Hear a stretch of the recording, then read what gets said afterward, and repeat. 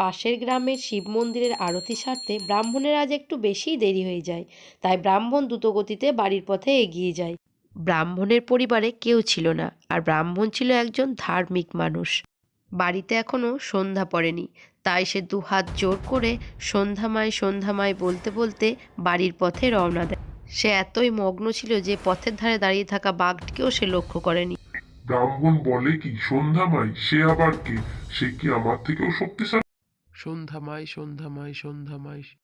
সন্ধ্যামায়কে দেখার জন্য বাঘ ব্রাহ্মণের পিছু নেয়, কিন্তু ব্রাহ্মণ দ্রুতগতিতে এগোলি ওগলি করে বাড়ি চলে যায়, আর বাঘ রাস্তা ভুল করে অন্য রাস্তায় চলে যায়।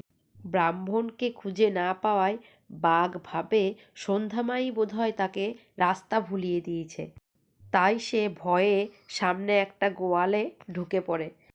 সেই গোয়ালে ছিল অনেকগুলি ছাগল। বাঘ সেই ছাগলের মাঝেই ঢুকে পড়ে।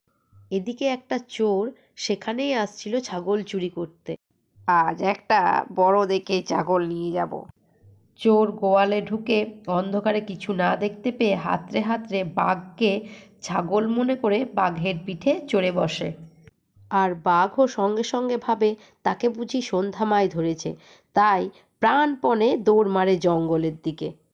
কি বন্ধুরা, এরপর কি হলো জানো? একটা মজার ঘটনা ঘটলো।